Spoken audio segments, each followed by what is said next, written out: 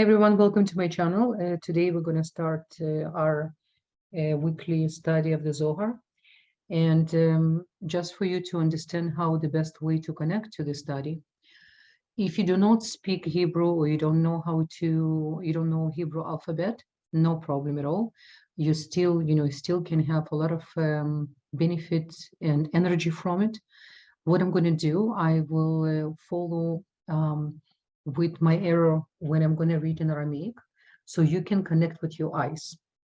Now, this particular section I want to start our study, it's called Chayei Sarah. This is the weekly portion of Torah. It's called Life of Sarah. Now, this particular section of the Zohar, it's one of the most powerful sections for spiritual growth.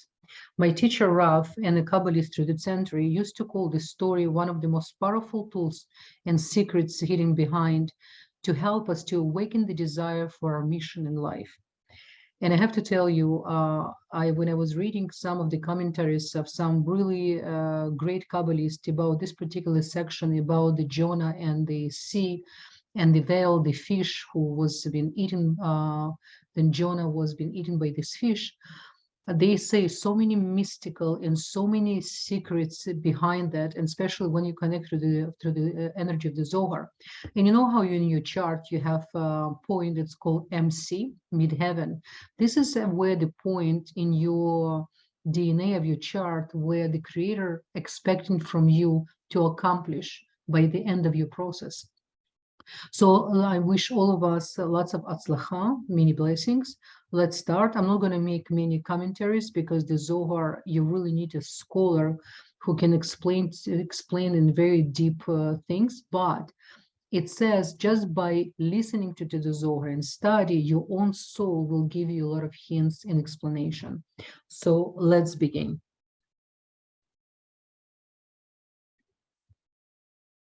Chayei Sarah. So they took Yonah and cast him into the sea. Here's Rabbi Yossi explain the hidden meaning of the biblical story of Jonah and the whale, and the nature of symbols used in the story. We learn that soul is judged each night while we sleep, and that the judgment is twofold. People are not judged according to the evil they are destined to commit, but rather for the good that they have done and will go on to do. The questions of whether the Creator takes pleasure in punishing the wicked is then raised. In answer, it is pointed out that all human beings have a predetermined amount of evil they are allowed to commit. Once this limit passed, there is a pleasure of the demise. The relevance of this passage. The universal law of cause and effect is deeply embedded into our reality. For every negative action, there is an equal negative reaction. The concept of time, however, creates a separation between cause and effect in our physical world. When man commits negative deed, time delays the inevitable consequences. Repercussions from wrongful actions appear at a later date, creating the illusion that those repercussions are random events. Our negative inclination then tempts us to point the finger of blame at God because the original cause of our negative action is forgotten and hidden somewhere in the past. A reading of this section makes us more nearly aware of our actions and the judgments they invariably brings, arising a stronger intention to ardently walk the path of righteousness. ויהיו חיי שרה 100 שנה ו20 שנה ו7 שנים. רבי יוסי פתח ואמר, ויסו את יונה והטילו אל הים, ויעמוד הים מזפו החית להסתכלה. מ"ט ארשת ימה עליה דיונה, ולה ארשת עליה ארה. כיוון דהבה אזל בגין דלה תשרי עליה שכינתה ימה עמי אחיד ביה כת הווה אזל. And Sarah's life was 100 year and 20 year and 7 years, Bereshit. Rabbi Yossi opened the discussion with verse, so they took upon Jonah and cast him into the sea, and the sea ceased from its raging. We have to examine this text carefully. Why did the sea rage up Jonah, and not the earth, namely the Nukwa called earth? He was leaving the land so that Shekhinah is the feminine side of the Creator, would not hover him above him.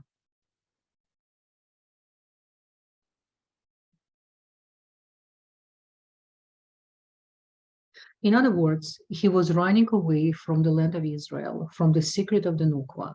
If so, why did the sea seize him when he went away, and not the land from which he ran? אלא ודאי מילה באתריה הווה ים. תנת ים דמיה לרקיע ורקיע וכיסא הכבוד, ובגין כך ימה אחיד ביה ונטיל ליה מקמי יומה הרג.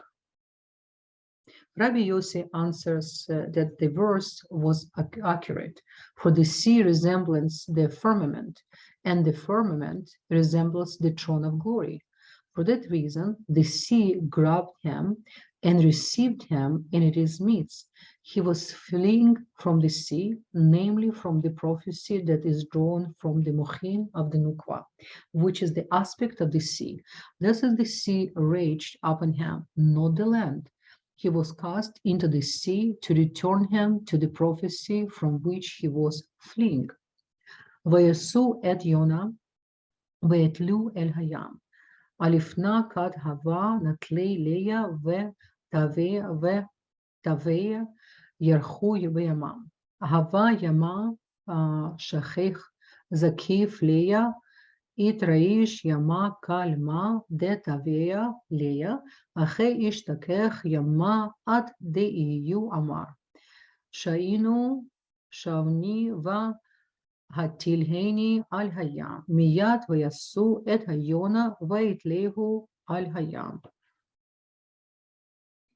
So they took upon Jonah, and cast him into the sea. We learn that when they cast him into the sea and immersed him into his knees, the sea calmed. When they lifted him, the sea raged. The deeper they immersed him, the calmer the sea became, until he said, "Take me up and cast me into the sea." Immediately, they took up Jonah and cast him into the sea. כיוון דהתרמי בים פרחה, מיני נשמתיה וסלקה עד קרסיה, דמלכה והתאדנה קמיה וההדרת ליה נשמתיה ועלי בפומה דההוא נונה.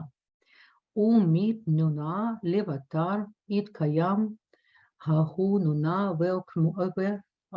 ועקמיה. When he was thrown into the sea, his soul soared and ascended to the king's throne to be judged. When his soul was returned to him, he entered the mouth of that fish, which died and later came back to life. תחזה בשעתה דברנש סליק בארסיה קל לליה ולליה נשמתיה נפקת מינה והתאדנת קמיה ביה דינה דמלכה היא זכאה.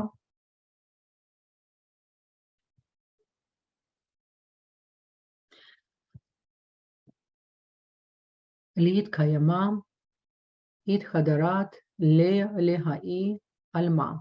Come and behold, when a man goes to sleep each night, his soul leaves him to be judged before the king's court. If it merits life, his soul is returned to this world.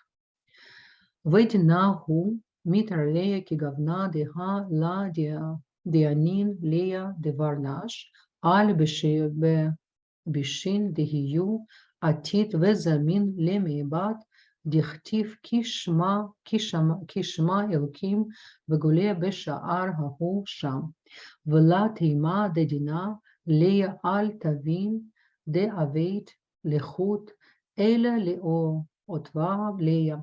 Al inut tavin dehashta kema de itamat vedanin Leia al zakiyan dehiyu zamin le mehebat.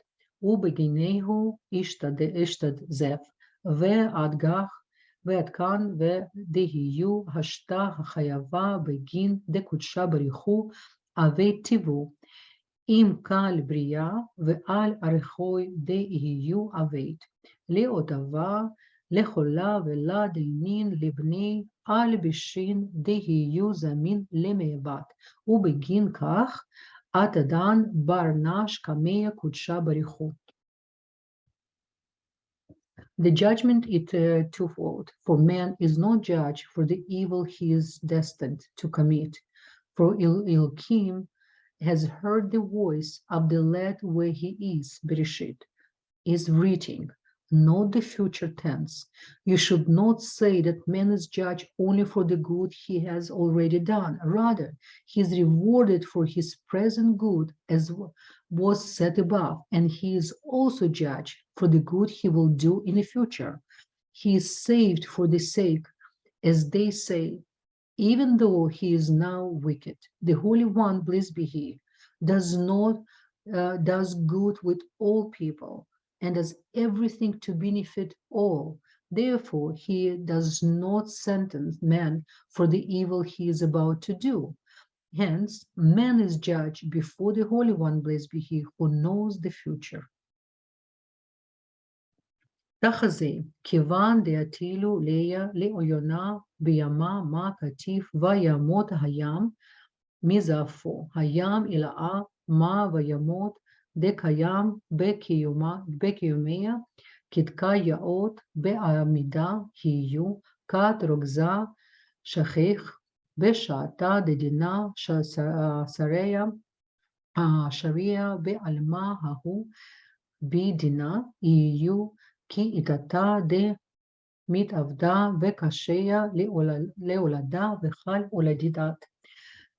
שכיח רוגזה אחי נמיה כת דינה שריה בעלמה לה שכיח ולה נח את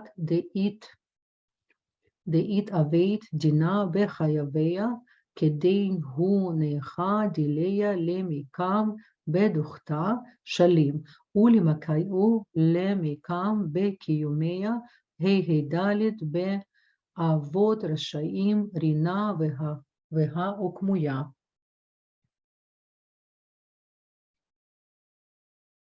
And last one. Come and behold. Once they cast Jonah into the sea, it is raging, and the sea ceased, it stood from it is raging. This is the supernal sea, the Nukwa. It stood where it was. For when anger comes down, it stands. When judgment is passed upon the world, that court, namely Nukwa, is like a pregnant woman experiencing severe labor and pain. When she gives birth, the panic ceases. Similarly, when judgment is passed upon the world, it does not come or rest until the justice is administered to the wicked. Then it rests, wholly standing, and it is placed and perfectly maintained. This is what the verse means by the word. But when the wicked perish, there is jubilation. This has already been explained in Mishneh Avot. So, באבות רשעים רינה, והכתיב החפץ והחפץ מות הרשע, והליאת נחייה קמיה קודשה בריחו. כת התאבית דינה בראשיה, אלא כאן קודם, דאשתדלים כסתה, כאן לבטר דאשתדליה כסתה. He then asked about the verse, but when the wicked perish, there is a jubilation. Is it not written, have I any pleasure at all that the wicked should die? Ezekiel. This would mean that there is no pleasure for the Holy One, blessed be he, when judgment is administered to the wicked. He answered, Before the measure was filled, the Holy One, blessed be He, did not have pleasure that the wicked should die. But now, after the measure is full, when the wicked perish, there is a jubilation. How powerful it is. One thing I'm only going to make comments about this Zohar mention about the pregnancy. Then it's, remember we discussed in many of my videos, I actually, it was my own divine inspiration helped me to see the situation with humanity. Remember when I told you we were like was in a womb of the mother womb, and the earth and the creation was really taking care of us for a very long time. And then she started to receive construction, and before the labor it's painful, but after the labor is going to be Mashiach, liberation. So this is why we need to be prepared, and we need to elevate our souls and elevate ourselves, our desire, and to understand our mission in life, what we came to do, how much we came to give the goodness to this world. I hope, guys, you're going to have a wonderful day, and I will talk to you soon. Bye-bye.